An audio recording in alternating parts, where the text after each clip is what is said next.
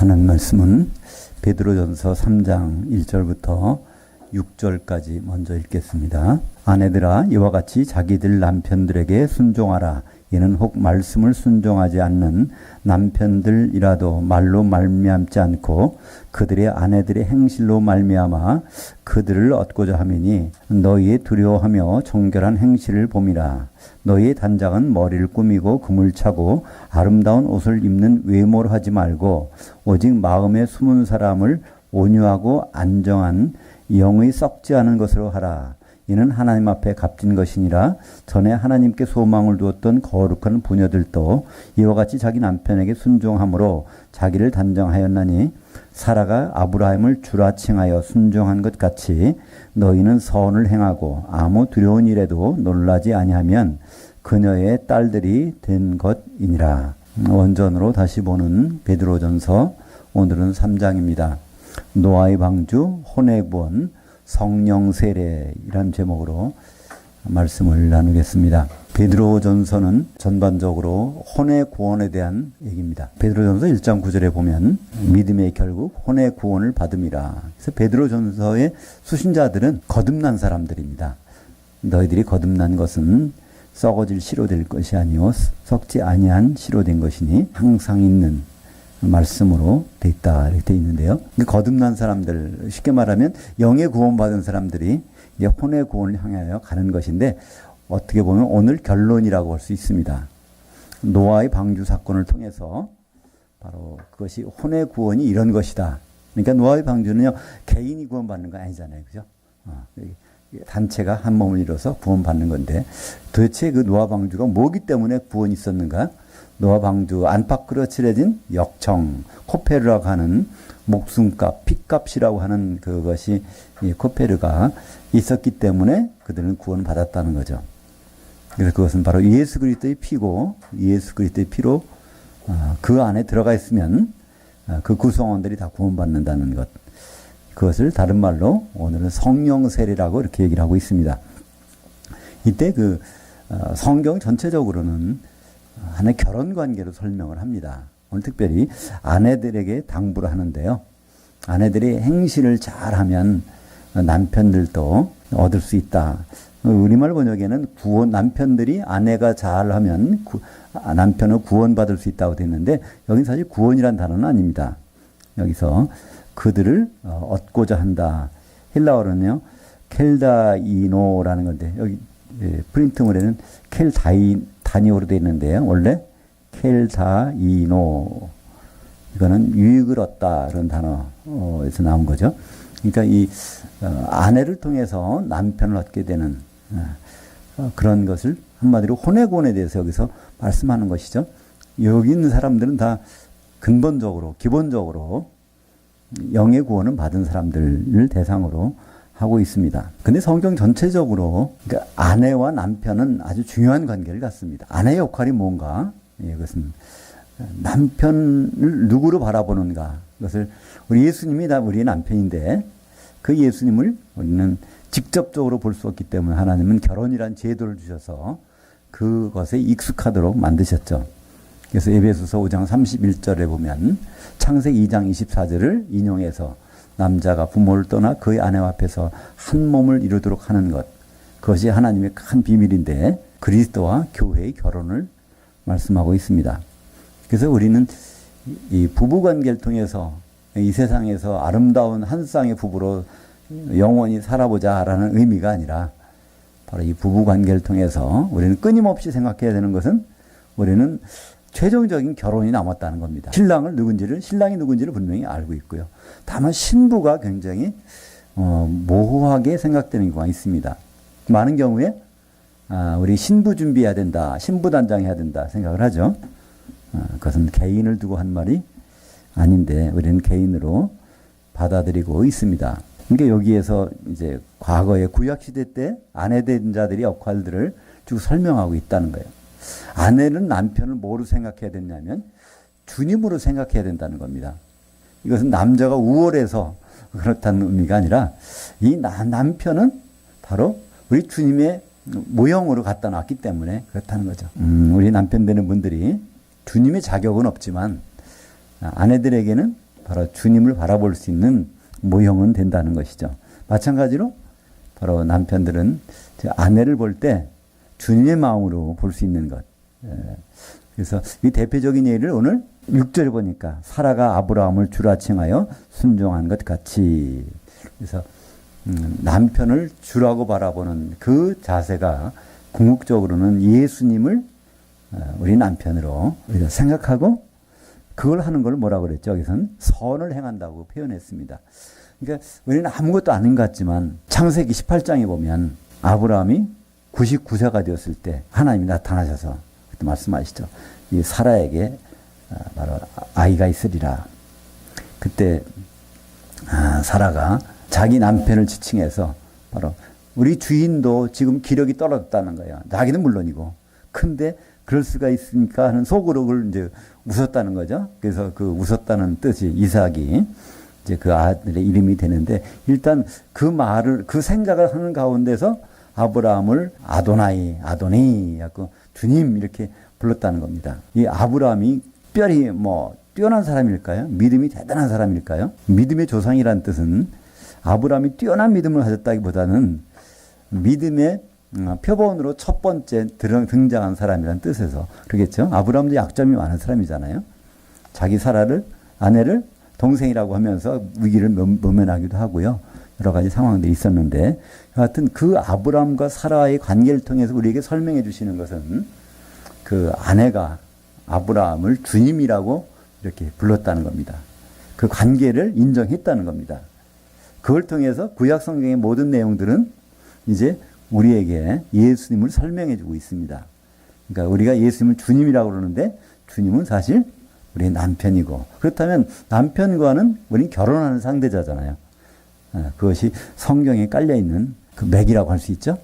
그래서 그 주님의 아내가 되는 과정에서 반드시 필요한 것이 혼의 구원이죠. 한 몸이 돼야 되니까 한 아내가 돼야 되니까 그래서 한 혼이 되려면 혼의 구원이 이루어지는 방법밖에는 없을 것입니다. 성경에서는 그래서 그 여자란 단어와 아내란 단어는 거의 동격으로 사용되고 있습니다. 창세기 1장에 보면 하나님이 남자와 여자를 창조하신다 그랬는데요.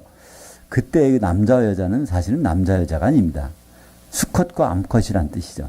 진짜 남자와 여자가 등장하는 건 창세기 2장에 나옵니다. 아담을 남자라고 했는데 그것이 이 남자라는 단어를 이쉬, 여자를 이샤, 그러니까 이쉬에서 이샤가 나왔는데요. 이걸 다른 말로 남편이라고 번역을 합니다. 남편. 이걸 아내. 똑같이 여자라고 번역하기도 하고 아내라고 번역하고 남편과 또 남자 이 두 가지를 오가는데요. 그래서 성경에 나오는 창세기 나오는 여자를 이거 쉽게 말해서 교회라고 보면 뜻이 확 풀리는 게 있습니다. 예를 들어서 창세기 3장 16절에 보면 하와에 대해서 얘기한 게 있잖아요. 창세기 3장 16절에 보면 여자에게 이르시되 내가 네게 수고와 잉태를 크게 더하리니 네가 수고하고 자식들을 낳을 것이며 너는 남편을 사모하고 남편은 너를 다스릴 것이니라 하시고 이걸 그냥 하와 선악과 먹고 나서 이거 하나님한테 혼나는 거 아닌가? 그래서 그냥 우리말 번역에는 또 이상하게 돼 있죠. 임신하는 고통을 크게 더하리니 너 죄졌으니까 벌 좀 받아봐. 그래서 여자가 임신하는 고통이 크다 이렇게 얘기하는데 가만히 들어보세요. 여자분들이 임신하는 순간에 고통이 그렇게 큽니까? 그건 아니잖아요. 그러니까 우리말 번역이 좀 제대로 안 됐다는 겁니다. 영어 번역도 좀 이 부분이 시원치 않습니다. 근데 거기 원문에 보면 수고와 잉태를 숫자를 증거시켜 주겠다 이런 얘기입니다. 그리고 네가 수고하고 자식들을 낳을 것이며 그러면 너는 남편을 사모하고 남편은 너를 다스릴 것이니라. 남편을 사모한다는 단어는 이제 테슈카라는 특별한 단어인데요. 이건 아가서에 나오고 창세기 4장에 나옵니다. 이건 떨어져 있는 연인끼리 아주 그리워한다는 단어입니다. 그러니까 이 여자는 떨어져 있는 연인, 남편을 사모하고 너는 남편은 너를 다스릴 것이니라. 이 다스린다는 단어는 생육하고 번성해 땅에 충만하고 모든 짐승을 다스리라는 그 다스리라. 그거는 라라는 단어입니다. 그건 짓밟고 다스리는 단어인데요. 여기서 남편이 다스리는 거는 마샬이라는 단어를 씁니다. 이거는 메시아의 통치를 얘기합니다. 한마디로 창세기 3장 16절은 여기 여자는 교회입니다. 교회에 대한 사명이죠. 창세기 3장 15절이 원복음이라면 여인의 후손, 여자의 후손에게서 난 사람이 뱀의 머리를 밟는 그 복음이 나오는데 창세기 3장 16절은 교회가 어떤 모습이 돼야 될까? 교회는 하나님이 수고와 잉태를 증가시켜주고 또 자녀를 많이 낳고 그러니까 교회를 통해서 하나님의 자녀들이 나온다는 거예요. 하나님 자녀라는 것은 결국 무엇일까요? 예수님의 형제들이죠. 그리고 그 교회는 남편을 사모해야 된다는 겁니다. 비록 떨어져 있지만 다른 남자를 생각하면 안 된다는 거예요. 결국은 예수님은 지금 여기 떨어져 있잖아요. 결국 다른 상대로 우리가 결혼 상대를 삼으면 안 된다는 얘기죠. 그리고 마침내 남편은 와서 다스릴 것이다. 예수님 오셔서 우리 교회를 메시아의 통치로 다스릴 것입니다. 그것이 언제죠? 천년왕국에서 바로 그런 통치가 이루어지죠. 오늘 7절입니다. 남편들아 이와 같이 지식을 따라 너희 아내와 동거하고 그를 더 연약한 그릇이요 또 생명의 은혜를 함께 이어받을 자로 귀여기라. 이는 너희 기도들이 막히지 아니하려 함이라. 이제는 남편한테 부탁하는 것이 있습니다. 남편의 입장이 있다는 거예요. 사실 남편의 입장은 뭘까요? 남편의 입장은 예수님의 입장을 한번 헤아려 보는 기회입니다. 우리는 사실 이렇게 못하잖아요. 근데 예수님이 이렇게 하신다는 거예요. 그걸 통해서 우리는 예수님과 우리 차이를 생각해 볼 수도 있습니다. 아무리 잘해도 예수님이 바로 교회 사랑하듯이 사랑할 수는 없잖아요. 근데 우리가 그러면서 나는 못하지만 그분은 그럴 것이라는 생각을 충분히 할 수가 있죠. 그래서 남편들아 이와 같이 지식을 따라 너희 아내와 동거하다. 같이 살지만 우리는 남편된 입장에서 부인을 아내를 잘 모르잖아요. 근데 여기 성경에 보니까 지식을 따라서라는 거예요. 그 사정을 다 알아야 된다는 겁니다. 왜 이런 말을 할까요? 우리는 주님의 사정을 모르지만 주님은 우리 교회의 사정을 성도들의 사정을 다 그분을 다 아신다는 것을 우리 부부 생활을 통해서 그걸 생각해 보라는 뜻입니다. 그죠? 우리는 여기서 7절의 말씀처럼 남편들아 이와 같이 지식을 따라 너희 아내와 동거하고 이거 참 해보려고 노력을 하라는 거예요. 그러면 우리는 그 가운데서 주님은 우리를 모든 것을 지식을 따라 알고 계신다. 그것을 알 수 있게 될 것입니다. 그리고 우리는 더 연약한 그릇이요 생명의 은혜를 같이 받을 자로 결국은 주님 안에서 우리는 하나가 된다는 것이죠. 여기에서 너희 기도가 막히지 않게 하려 함이니라. 남편들이 이 자기 아내와 더불어서 이게 은혜롭게 되면 기도가 안 막힌다는 겁니다. 기도가 안 막힌다는 뜻은 뭘까요? 요한계시록에 보면요. 그 5장 8절에 성도들의 기도가 저 하늘에 올라가는 게 있습니다. 그죠? 그러니까 기도가 막힌다는 건 뭐죠? 성도들의 기도가 못 들어가는 거겠죠? 그러니까 한마디로 기도가 막힌다는 것은 성도의 자격이 하나님 보시기에 상실된다는 뜻이겠죠? 그거 보면. 그러니까 남편 되는 사람 입장에서 기도가 안 막히려면 성도의 자격이 유지되려면 바로 아내를 귀히 여기고 그를 생명의 은혜를 같이 받을 사람으로 한마디로 우리는 남편과 아내를 만나지만 주님 안에서는 우리는 서로 한 형제잖아요. 갈라디아서 3장 28절에 보면 그리스도 안에서는요 성이 없어진다는 거예요. 그리스도 안에서는 유대인이나 헬라인이나 종이나 자유자나 남성 여성이 다 그리스도 안에서는 하나라는 겁니다. 성이 없어지고 결국은 남편과 아내도 한 형제처럼 되게 되는 것이죠. 그 사실은 그 아담이 자기 아내를 대할 때 그 외치는 그 말이 나오죠. 창세기 3장 23절에 보면 아담이 이르되 이는 내 뼈 중에 뼈요 살 중에 살이라 이것을 남자에게 취하였은즉 여자라 부르리라. 그래서 이 부부간에 서로 한 몸이라는 걸 확인한다는 겁니다. 부부가 한 몸이라 그러는데요. 그걸 왜 자꾸 확인해 봐야 될까요? 예행 연습이니까 그렇죠. 예수님과 우리는 결국 한 몸이 될 것입니다. 그죠? 우리는 이건 부부 생활에서는 그걸 완전한 건 이루지 못하지만 그것을 염두에 두면서 삶을 살아가는 거죠. 남자가 부모를 떠나 그의 아내 앞에서 한 몸을 이룰지니라. 그것을 우리는 이 삶의 현장에서 경험을 해보는 거죠. 그러니까 예수님이 그랬으니까 우리는 그런 부부로 살아가자 그런 뜻이 아니라 그런 부부 생활을 추구하다 보면 예수님의 생각을 알 수 있고 결국 우리가 그분과 더불어서 우리 미래가 어떻게 된다는 것을 알게 될 것입니다.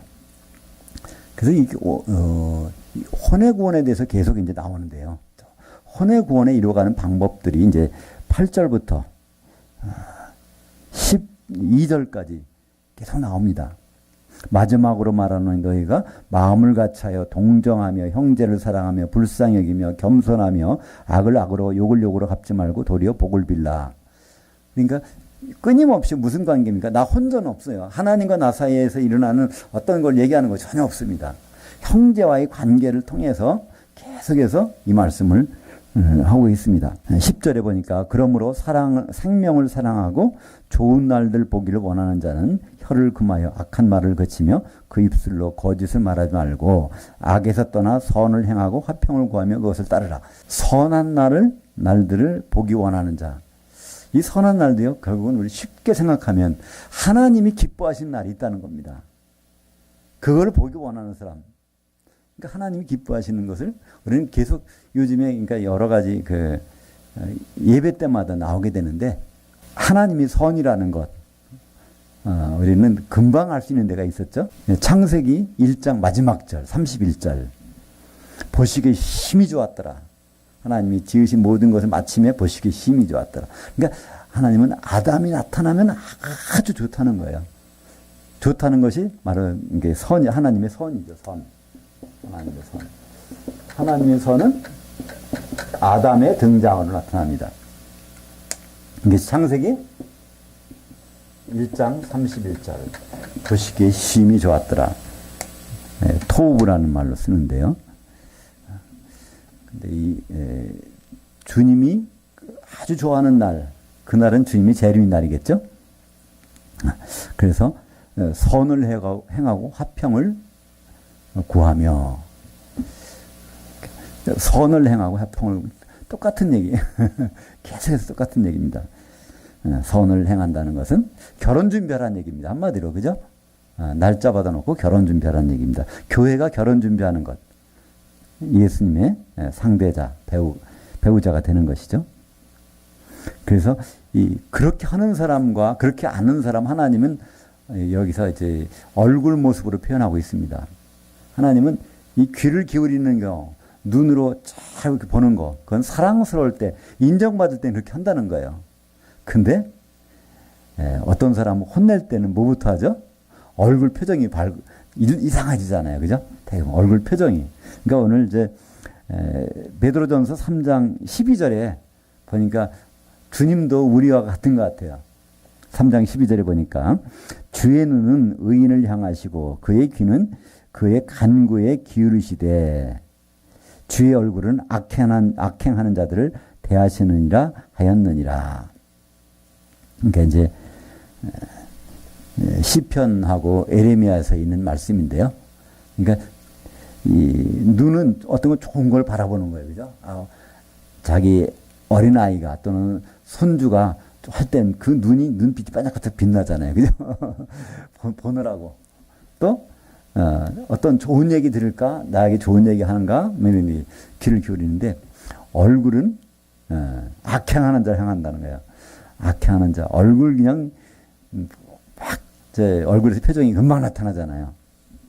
그러니까 그런 표현은 하나님이 얼마나 우리의 모든 감정과 동일한 표현을 하고 계신가. 예레미야서 44장 11절을 인용한 거거든요. 이 44장 11절 볼까요? 그러므로 만군의 여호와 이스라엘 하나님께서 이같이 말씀하시느니라. 보라, 내가 얼굴을 너희에게로 향하여 환란을 내리고 온 유다를 끊어버릴 것이며, 이 말을 이제 옮겨놓은 거거든요. 근데 킹제임스에서 그걸 좀 의역을 해서 외면한다는 식으로 이렇게 번역을 한 것 같은데요. 사실은 이 예레미야서 내용을 보면 이게 얼굴 표정을 확 바꾸면서 그냥 환란을 내리시겠다는 겁니다. 이렇게 표현한 걸로 볼 수 있죠. 13절입니다. 또 너희가 열심히 선을 행하면 누가 너희를 해하리요. 그러나 의를 위하여 고난을 받으면 복 있는 자들이니 그들이 두려워하는 것을 두려워하지 말며 근심하지 말고. 그러니까 우리가 하는 것을 계속 반복하는 거예요. 베드로는 반복을 합니다. 어떻게? 선을 좀 행하라는 거예요. 어떤 선? 하나님의 선을 행하는 겁니다. 그러니까 하나님의 선, 예수님과 우리가 만날, 결혼할 준비. 그거를 한다면 누가 너희를 해하리요. 이건 무슨 말일까요? 하나님께서 그거를 다 간섭하시겠다는 것이죠. 그 일만 하면. 하나님은 지금 예수 그리스도를 보내서 결혼시키려고 그러는데 그 일에 가담하고 한다면은 하나님이 알아서 다 해주시겠다는 것이죠. 오늘 이제 베드로전서 3장 15절에 굉장히 중요한 말씀이 하나 나옵니다. 우리 성도들은 우리가 전도해야 되는데 그 노예제에 걸려요. 그죠? 근데 어떻게 전도할 수 있을까? 여기. 그런데 하나님은 전도 방법을 여기서 베드로를 통해서 우리에게 말씀해 주고 있습니다. 그렇게 해서 전도할 것 같으면 해보라는 거예요. 그러나 그게 되느냐는 겁니다. 이 전도라는 거는요, 이 기독교의 도리를 전달하는 겁니다. 기독교의 도리를 전달하는데, 그게 쉽게 전달이 될까요? 제일 중요한 거는요, 기독교의 도리를 아는 사람이 전해줘야 되는데, 자기도 잘 모르는데 그걸 전달하는 거 굉장히 위험한 일이잖아요. 어떤 사람이 어디가 몸이 안 좋다 그러면 거기에 맞는 약을 줘야 되는데 잘못해서 다른 약을 쥐약을 줬다고 해보세요. 그건 뭐 살인이 일어나는 것이죠. 그러니까 전도라는 것은 도를 아는 것을 전달하는 것이 전도인데, 그래서 성도들에게 전도하라는 말은 성경에 한 번도 없습니다. 성도가 도를 알 수는 없으니까. 성도는 도를 듣는 사람들이죠. 사도가 도를 전달하는 사람들. 왜 사도는 도를 전달할 수 있을까요? 사도는 예수님의 분신이니까, 예수님의 목격자니까 그 목격담을 그대로 소개하는 겁니다. 사도들은. 그러니까 그 도를 전할 수 있어요. 그래서 성도들은 그걸 듣는 사람인데, 듣는 것이 100% 완전하려면 보통 잘 들어서는 안 되지 않습니까? 근데 여기에 베드로전서 3장 15절은 이런 말씀하고 있습니다. 기다리라는 거예요. 준비하면서 어떻게 해요? 너희 마음에 그리스도를 주로 삼아 거룩하게 하고 너희 속에 있는 소망에 관한 이유를 묻는 자들에게는 대답할 것을 항상 준비하되 온유와 두려움으로 하고. 그러니까 너희 속에 있는 소망에 관한 이유를 물어보는 사람이 생길 때 반드시 대답할 것을 준비하고 있으라는 것입니다. 그러니까 물어보지도 않는데 대답할 필요는 없다는 겁니다. 근데 우리는 그렇게 안 하는 경우가 많죠. 예수 믿으세요.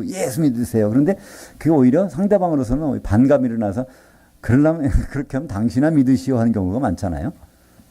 근데 오늘 베드로전서에서는 그렇게 하지 말고 오히려 너희 속에 있는 소망에 관한 이유를 다른 사람이 발견하도록 하라는 거예요. 당신은 도대체 어떤 소망이 있는지 궁금합니다. 이런 궁금증을 유발시키는 것. 그만큼 우리를 그걸 준비하라는 겁니다. 궁금증을 유발시켰을 때 그들이 물어보면 거기에 대답할 걸 항상 준비하되 어떻게 해요? 온유와 두려움으로 하라는 거예요. 잘못 전달되면 큰일 나니까 두려운 생각으로 나는 안다고 했는데 모르면 안 된다는 겁니다.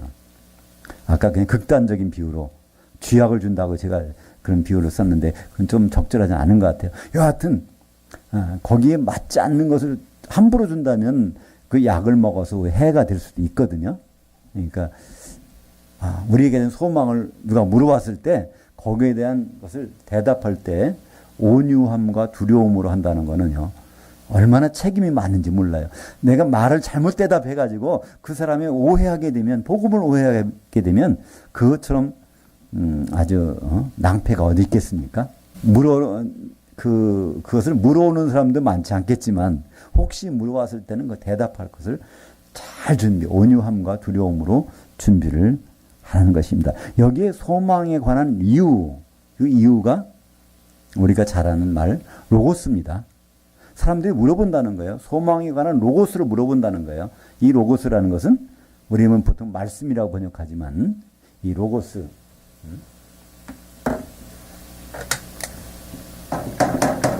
로고스를 우리는 말씀이라고 번역하는데요. 사실은 이 로고스라는 것은 하나님의 논리입니다. 논리. 하나님의 생각, 하나님의 의도예요. 우리가 소망이 있다. 왜 소망이 있습니까? 하나님이 이런 의도를 우리는 알기 때문에 그래서 소망이 있는 겁니다. 그렇죠? 예수님은 분명히 오신다는 겁니다. 왜 오실까요? 바로 결혼하시러. 그런 논리, 그런 의도를 그걸 사람들이 물어볼 거라는 거예요. 그러면 거기에 대해서 대답을 해줘야 되는데 그냥 로고스를 그냥 말씀만으로 알고 있으면 성경 구절을 어디 얘기하는 건가? 그 얘기가 아니란 말입니다. 그죠? 하나님의 경륜, 하나님의 논리, 하나님의 의도. 그러니까 이것을 아는 것은 대답하기에도 필요한 거고 본인 자신이 필요하잖아요. 우리가 하나님의 의도로 한다는 것은 성경이 읽는데 이해하는데 하나님 아는데 얼마나 필요한지 알 수가 없습니다. 그러니까 우리는 너무 조급해하지 마시고요. 전도해야 되는데 그거부터 우리는 뭘 알아야 돼요? 하나님의 의도를 알아야 돼요. 논리를 알아야 되고. 그래서 그걸 물어보면 거기에 대답할 준비를 해야 된다는 겁니다. 하나님이 왜 인간을 창조하셨을까? 그러면 그걸 그냥 하지 말고 논리, 의도를 알아야 된다는 거예요. 우리는 보통 창세기에서 인간 창조 나옵니다. 보통은 우리 조상 아담을 창조했고 그걸 끝이다 생각하는데 성경은 그걸 나눠서 얘기합니다. 창세기 1장 26절에 보면 하나님이 우리 형상을 따라 우리 모양대로 우리가 아담을 만들고 라고 하는 계획을 세워놓고요. 1장 27절에 보면 거기는 모양은 빠지고 형상대로 인간을 남녀로 창조하십니다. 그러면 왜 우리 조상 만들면 됐지 굳이 인간을 창조할까요? 그랬다 나중에 다 없애버리실 텐데 노아 홍수 때 그들은 뭐하러 창조하셔가지고 또 나중에 다 없애실까? 근데 그 이유가 창세기 9장 2절이 나오죠. 노아 홍수가 다 끝난 다음에 하나님은 노아 후손들에게 합니다. 이제 땅에는 모든 짐승들은 너희를 두려워할 것이다. 왜냐하면 창조된 인간들이 다 그걸 개척해놔서 길들여 놨기 때문에 이제는 바로 노아의 후손을 위해서 다 해놓은 거다. 그래서 그들이 더 두려워한다는 거예요. 왜 두려워합니까? 길들여져서. 창세기 1장 28절 보면 생육하고 번성하고 땅에 충만하고 짐승을 다스리라 그것을 그들은 했거든요. 그러니까 모든 짐승들은 이제 사람 모습만 보면 무서워 떤다는 겁니다. 지금 아무리 맹수라고 해도요, 사실 사람에게 달려들지는 않잖아요. 배고프면 먹으려고 하지만 배부른 사자 옆에 지나가도 괜찮다고 그래요.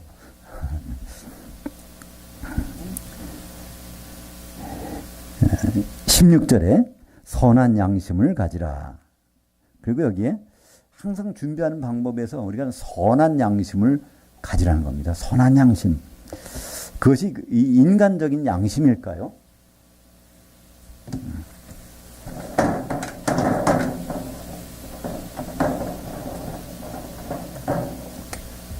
선한 양심. 이 양심이라는 말이 신 에이데시스 헬라말로 신 에이데시스인데요. 에이데시스는 에이도라는 말에서 왔습니다. 에이도라는 것은 안다는 거예요. 지식에 대한 얘기입니다. 그러니까 명상이 에이데시스예요. 지식. 그리고 신이라는 것은 똑같이 공통적으로 그렇다는 얘기는 이걸 영어 표현하면 어떻게 되죠? 이 ADHD 영어 표현하면은 사이언스 지식이 바로 과학을 사이언스라고 하죠. 어떤 것의 논리를 규명하는 것, 지식을 사이언스라고 하는데요. 그 다음에 신이라는 것은 영어로 하면 콘을 쓰죠. 그죠? 콘사이언스. 이걸 합해서 양심은 컨션스라고 이렇게 얘기합니다. 그러니까 컨션스라는 양심이라는 원래 어원적인 뜻은요. 똑같은 지식이에요. 누구하고?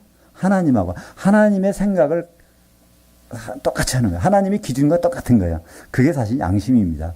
모든 사람들이 그냥 갖고 있는 그것이 기준이 아니라 실질적으로는 바로 하나님의 기준을 갖고 있는 것. 그 선한 양심, 바로 선한 양심이라는 것은 하나님과 생각을 똑같이 하는 것. 그것이 바로 우리가 준비해야 될 것이라는 것이죠. 그렇다면 하나님의 생각을 알기 위해서는 뭘 알아야 됩니까? 성경을 아는 수밖에 없잖아요. 그분의 생각을 담는 수밖에 없죠. 그래서 우리가 전도하는 가장 좋은 방법. 누가 소망에 관한 하나님의 논리를 물어보면 그것을 준비하고 온유와 두려움을 준비하되 어떻게 준비해야 돼요? 하나님의 생각을 가지고 하나님과 똑같은 생각, 하나님과 똑같은 지식을 가지고 이것을 준비하는 것밖에 없다는 겁니다.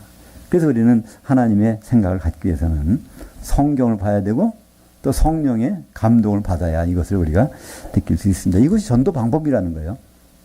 근데 우리는 너무나 다른 방법으로 많은 것을 해왔고 그렇게 하려고 합니다. 이것은 그리스도 안에 있는 너희의 선행을 욕하는 자들로 그 비방하는 일에 부끄러움을 당하게 하려 함이라. 결국은 이 부끄러움을 당하는 일이 있다는 거예요. 언제죠? 지금은 아닙니다. 이제 우리가 하나님의 입장에서 선행을 하고 결국은 예수님의 재림 준비를 우리가 하고 있다면 나중에 그걸 비방하는 사람은 부끄러움을 당한다는 얘기예요. 언제 그렇죠? 데살로니가 후서 1장 10절에 보면 바로 주께서 강림하실 때 성도들에게서 영광 받으시고 믿었던 자들에게서는 바로 기이 여기심을 얻으리라. 그들은 그때 가서 부끄러움을 당할 겁니다. 혼인잔치에 못 들어가서 부끄러움을 당하는 거예요. 똑같이 이거지만은. 그래서 이것을 마태복음 5장 14절 15절은 16절은 오늘 베드로전서 3장 15절에 있는 내용들을 다른 식으로 표현합니다. 예수님 직접 뭐라고 하십니까? 산상수훈에서 뭐라고 하시죠? 너희는 세상의 빛이라. 그러면서 빛은 세상에다 비추는 겁니다. 그렇다는 얘기는 세상은 어둡다는 얘기예요. 이건 물리적인 현상을 얘기하는 것이 아닙니다. 깜깜하니까 빛을 비추라 이런 빛이 아니라 영적인 빛을 비추라는 거죠. 세상은 영적으로 굉장히 흑암입니다. 거기에 빛을 비추는 것. 누가 비추는 겁니까? 너희. 한 사람이 아니죠. 그것은 교회입니다. 마태복음 5장 14절 너희는 세상의 빛이라 산 위에 있는 동네가 숨겨지지 못할 것이요. 산 위에 있는 동네가 숨겨지지 못한다. 산 위에 있는 이 도시가 뭘까요? 예루살렘입니다. 예루살렘은 이건 높은 데 산에 있어요. 고지대에 있는데 그걸 유대 광야에서 보면은 높이 솟아 있는 그것이 그냥 밤에 반짝반짝 빛나는 거죠. 그것은 교회의 모습이라는 거죠. 교회가 진짜 교회라면 사람들이 그걸 보고 빛을 바라볼 수 있다는 거예요. 근데 그런 교회가 아니라면 사람들이 그걸 빛으로 바라보지 않겠죠.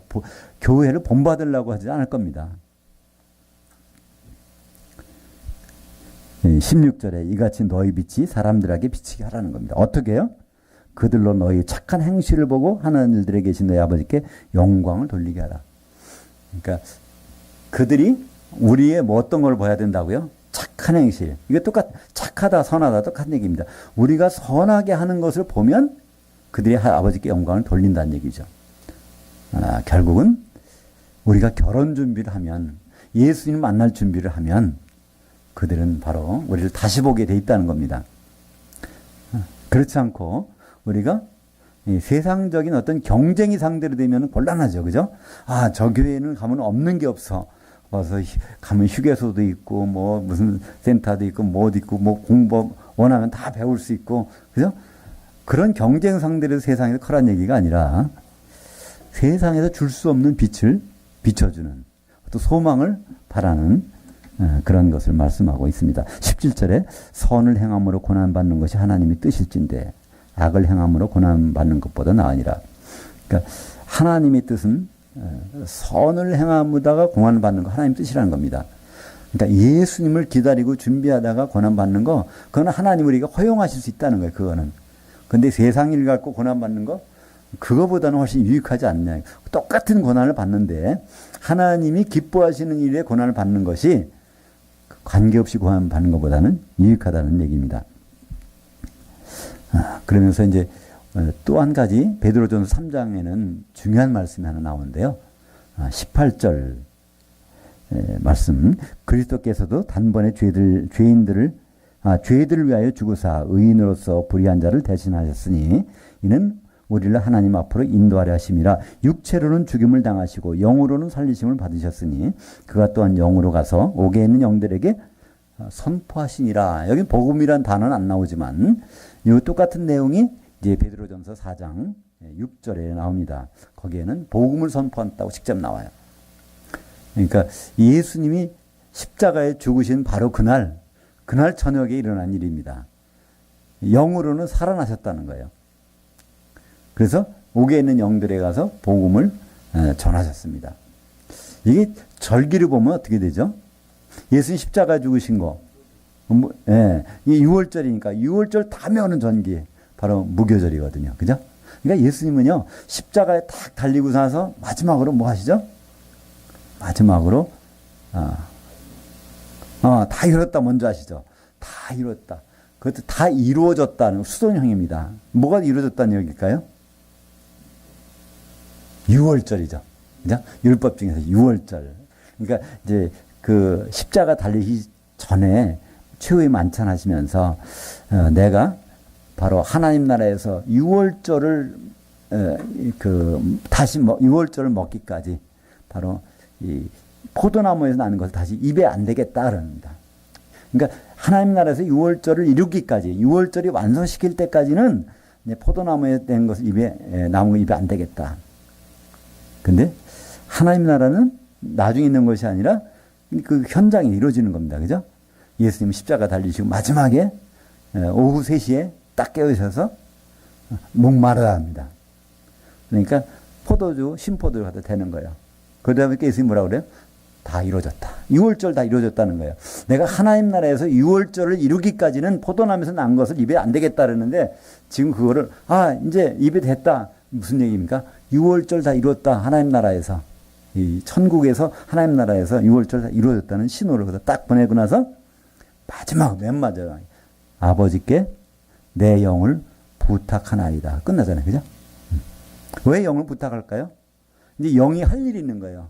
영으로는 살아나셔서 이제 6월절 바로 끝나자마자 그날 저녁부터 무교절이 시작됩니다. 무교절은 바로 누룩이 없는 떡을 나눠줘야 되는 거예요. 누룩이 없다는 것은 세상적인 교훈이 안 들어가 있는 거. 복음을 나눠주는 거죠. 바로 그래서 영으로는 그 부탁을 드리니까 이제 살아나셔서 옥에 있는 영들에 가서 복음을 선포, 무교병을 나눠주는. 그래서 무교병이 다 나눠주고 그 다음에 나오는 절기가 안식일 다음날 곡식한다 흔드는 거. 예수님이 부활하시는 거. 그러니까 6월절, 무교절, 초실절 또는 초곡절. 그러니까 일석삼조가 거기서 그냥 쫙 절기가 이루어지는 현장이 나타나게 되죠. 베드로는 지금 이제 그걸 얘기하고 있는 것입니다. 육체로는 죽임을 당하시고 6월절 영으로 죽임을 당하시고 영으로는 살리셔서 무교절을 지금 집행하시고 그가 또한 영으로 가서 옥에 있는 영들에게 복음을 선포하시니라. 그러니까 레위기 23장 5절에 보면 여기에 그 6월절 다음에 무교절이 바로 연속된다는 것이 있습니다.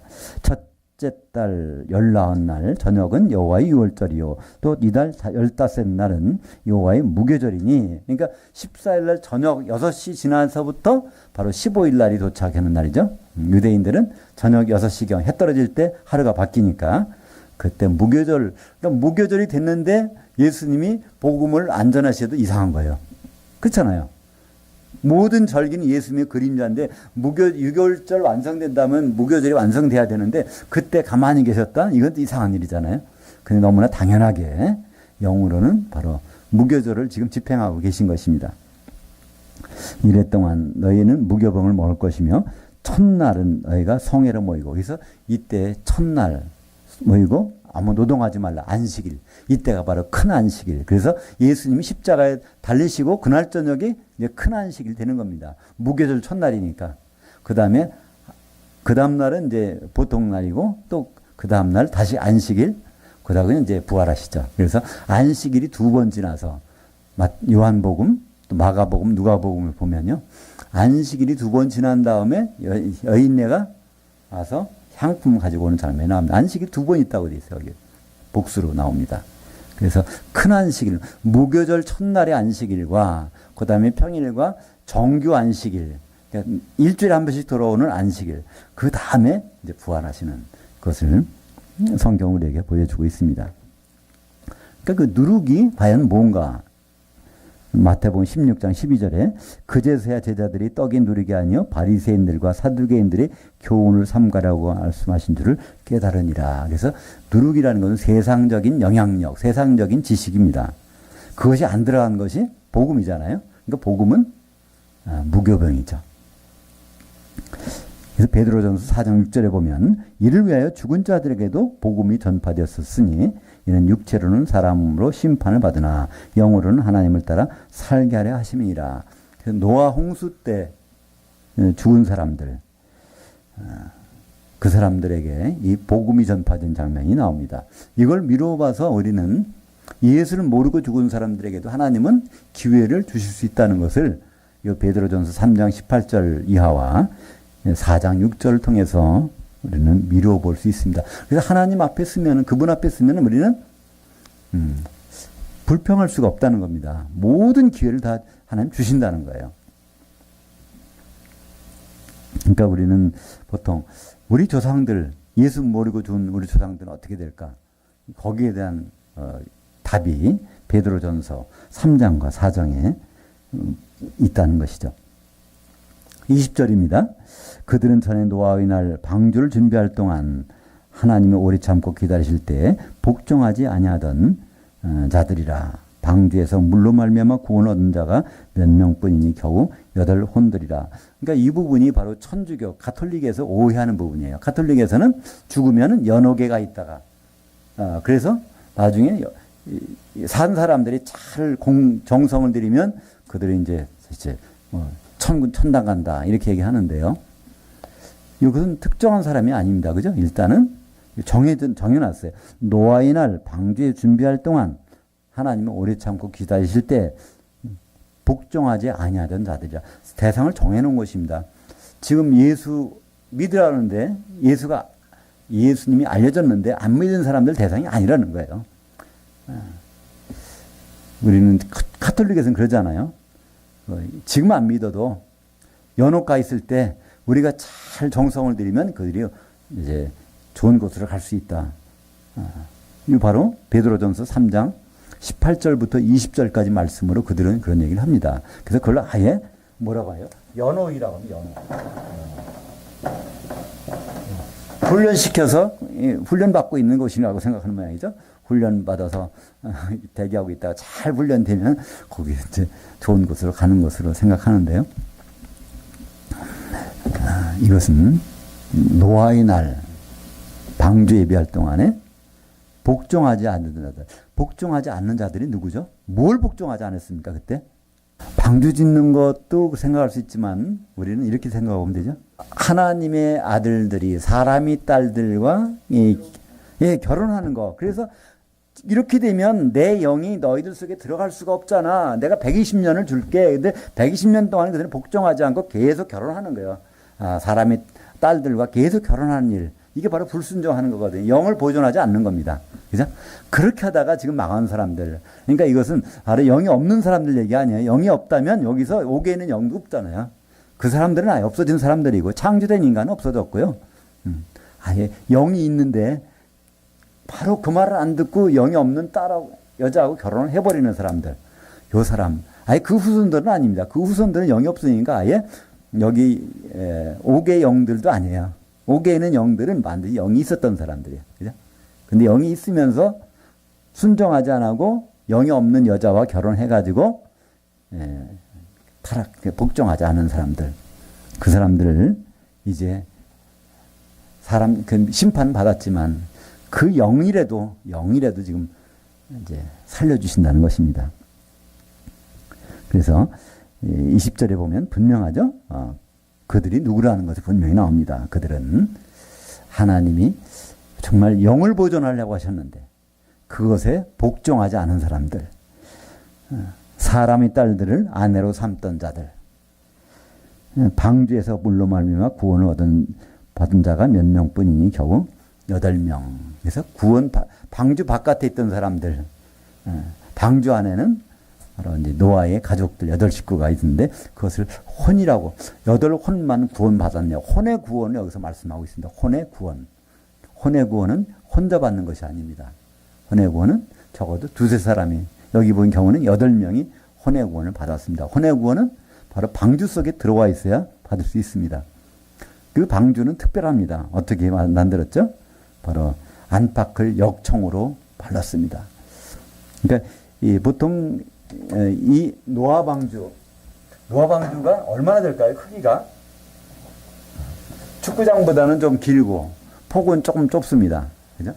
근데 여기에는 우리 노아 방주라면은 좀 그 인터넷에 방주들이 나오죠. 거기에 보면 여러 가지 모습들. 근데 거기서 노아 방주 진짜 모습은 별로 안 나와요. 노아 방주 그냥 이렇게 상자 같은 모습이거든요. 상자 같은 모습에다가 안팎에다 역청을 지렸습니다. 역청이라는 아스팔트니까 시커머야 돼요. 그냥. 이런 모습의 노아 방주 거기서 보셨습니까? 이렇게 안팎으로 다 칠해가지고. 근데 이 안팎으로 칠한 방주가 이거를 역청을 코페르라고 하는데요. 코페르. 이걸 바른다는 동사는 카파르고요. 카파르는 바르는 거고 코페르는 역청에 이걸 바르는. 여기에서 사실은 영어 단어 커버가 나온 거죠. 커버한다는 거, 이게 커버한다는 단어가 나왔는데요. 이 코페르라는 단어가 이것이 속량물, 대속물, 속량물, 목숨값 이런 말로 이제 그 레위기나 이사야서, 욥기서에서는 그렇게 나옵니다. 피값이라는 거예요. 역청이. 사실은 이제 예수 그리스도의 피가 교회에 발려져 있는 모습을 나타내고 있습니다. 그러니까 여기 기록이 있네요. 창세기 6장 3절 볼까요? 여호와께서 이르시되 나의 영이 영원히 그 아담과 함께 하지 아니하리니 이는 그가 육신이 됨이라. 그러나 그의 날들은 120년이 되리라 하시니라. 여기서 아담 이걸 다 단술해 놨어요. 왜냐하면 아담의 영을 받은 사람들이기 때문에 이들이 바로 결혼해 버려 가지고 영이 자꾸만 없어지니까. 그리고 나서 21절도 오해가 됩니다. 여기 물이라는 말이 나오는데요. 이 성경에는 물이라는 말이 여기 없습니다. 21절에 물은 예수 그리스도의 부활하심으로 말미암아 이제 너희를 구원하는 편이 곧 세례라 이렇게 하는데요. 그래서 이 물 대신에 이 위에 있는 이 사건은 뭐죠? 방주에서 구원받은 사건은 이거 앞에 문장을 얘기하는 건데 여기서 갖다가 물이라고 막 이렇게 번역을 해버리니까 이거를 물 세례 받는 것으로 착각하게 만들어 놨는데요. 바로 이 구원, 혼의 구원이라는 것은 바로 노아 방주 사건이 혼의 구원의 모형이라는 겁니다. 그러니까 그 노아 방주에 들어가 있으면 되는데 지금은 피가 발려져 있는 방주, 교회잖아요. 그죠? 예수님의 피가 발려져 있는 방주, 교회 안에 있으면 혼의 구원이 있습니다. 교회 바깥에 있으면 혼의 구원은 없습니다. 개인적으로 영의 구원 받을 수 있지만 혼의 구원은 교회 안에서만 가능하다는 거예요. 그거의 모형이 바로 노아의 방주니까요. 노아 방주는 그 안에 들어와 있는 사람이 믿음이 어떠냐 관계없습니다. 노아의 아들들은 믿음이 있는지 없는지 모르겠지만 아들들 보니까 좀 현찮은 사람들이 있잖아요. 함은 어떻게 했어요? 아버지가 이렇게 술 취해가지고 빨개 벗고 있으니까 믿음 있는 사람 같으면 그렇게 안 했을 것 같은데 그러잖아요. 그냥 가서 어떻게 놀리는 것밖에 없었잖아요. 그래서 저주까지 받게 되지만 그 아들이. 그러니까 그거 보면 함은 적어도 믿음이 별로 없었던 것 같아요. 근데 그 사람 구원 받았거든요. 혼의 구원을 같이 받았어요. 거기 며느리들은 어떨까요? 며느리들은 아예 가족도 원래 아니었잖아요. 그들이 믿음 상태는 몰라요. 근데 한결같이 확실한 거는 구원 받았다는 거예요. 어떻게? 노아하고 같이 있으니까. 어디에? 방주 속에. 그러니까 노아 방주라는 건 혼의 구원이라는 것은 교회 안에 어떤 형태로든지 지체로서 붙어 있기만 하면 혼의 구원은 보장된다는 것입니다. 이게 붙어 있다는 얘기는 뭘까요? 이 가루가 붙어 있어. 밀가루, 기름에 있다는 얘기죠. 그죠? 기름이 쩔어 있으니까 같이 이게 덩어리가 되는 거죠. 근데 이것을 다시 말로 이것은 바로 구원하는 편이 혼의 구원의 편이 곧 세례라. 이 세례는 어떤 세례일까요? 세례는 크게 성경에 나온 세례는 물 세례, 성령 세례, 불 세례 세 가지입니다. 물 세례는 누가 준 거죠? 네, 세례 요한이 준 겁니다. 예수님 물 세례 준 적이 없다고 돼 있어요. 요한복음은. 물론 제자들이 잠깐 준 적이 있었지만 예수님은 물 세례를 준 적이 없습니다. 예수님은 마태복음 3장 11절, 12절에 보면 바로 성령으로 세례 주는 분이라는 거예요. 그리고 나중에는 불로 세례 주는 분. 그러니까 불로 그냥 확 잠겨버리게 하는 분. 그렇지 않으면 그게 싫으면 성령 속에 잠겨 있으라는 겁니다. 우리의 선택은요, 간단해요.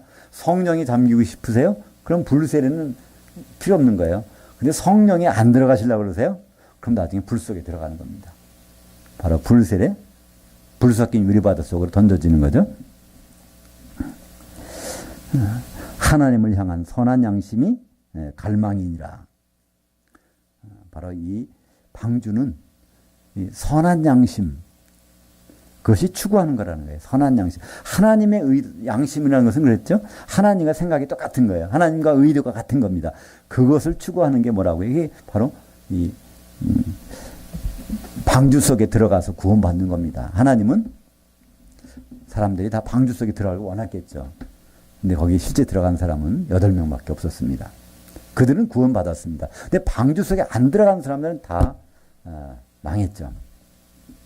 그것이 바로 선한 양심을 하나님의 의도에 동참하는 것. 이때 그 갈망이다, 뭐 어떤 데 간구다라는 것이 에페로테마라는 단어인데요.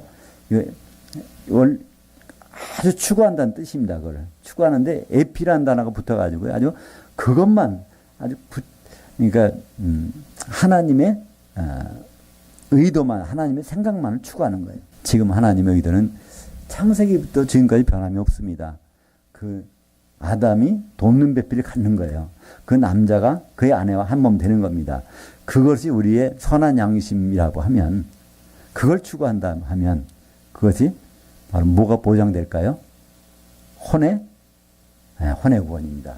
혼의 구원이라는 것은 한 혼으로 통일되는 거예요. 예수님의 혼으로 통일된다는 것은 예수님의 머리의 생각으로 움직여지는 거니까 우리가 그 몸에 붙어있다는, 몸이 이루어졌다는 그 증빙이 되겠죠. 마태복음 3장 11절에 그래서 세례요한은 예수님을 소개합니다. 예수님은 성령 세례, 성령에 잠기게 하시는 분, 그리고 여기에 안 잠기는 사람들은 불에다가 집어넣으실 분. 사람들은 이것을 좀 착각을 합니다. 성령의 불세례라고 그러는데요.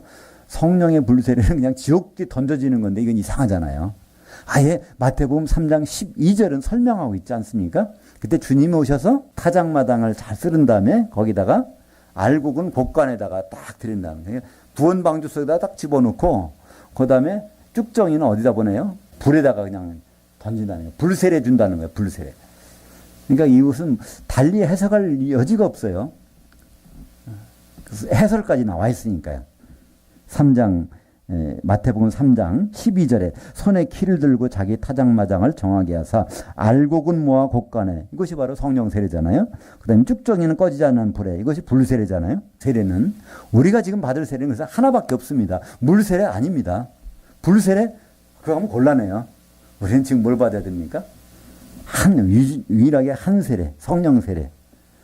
에베소서 4장 4절. 몸이 하나요 성령도 한 분이시니 이와 같이 너희가 부르심에 한 소망 안에서 부르심을 받았느니라. 주도 한 분이시요 믿음도 하나요 세례도 하나요. 그러니까 우리는 성령 세례밖에 다른 거는 생각지도 말라는 거예요. 물 세례 생각하지 말라는 겁니다. 불 세례 그건 더구나 그건 큰일 나는 거니까. 우리는 성령 세례밖에 없습니다. 성령 세례, 성령이 잠기는 것인데요. 성령이 잠기려면 성령이 있는 곳에 있어야 되죠. 성령은 어디 계실까요?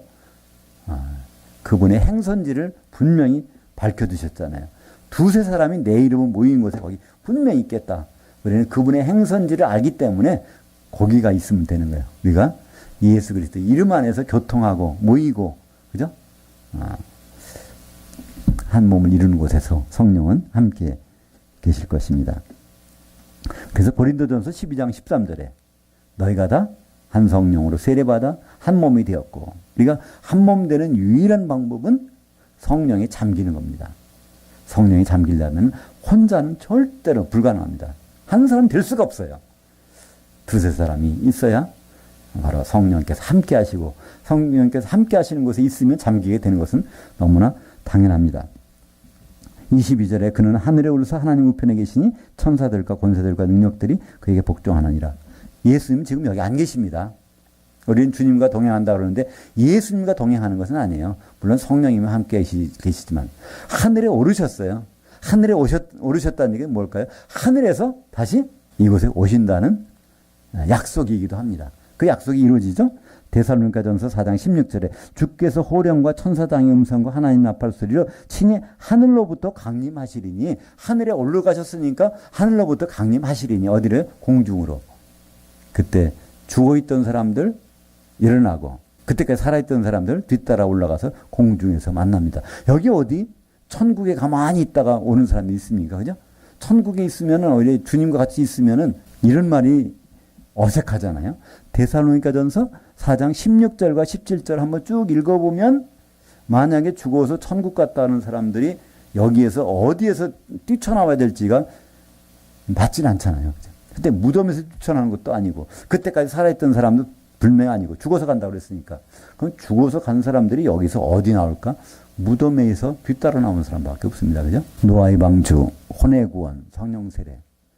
세 가지 말이지만 결국 같은 얘기입니다. 노아의 방주, 역청으로 안팎에 발려 예수 그리스도의 피가 발려진 곳, 그 건물은요, 그 방주는 안전합니다.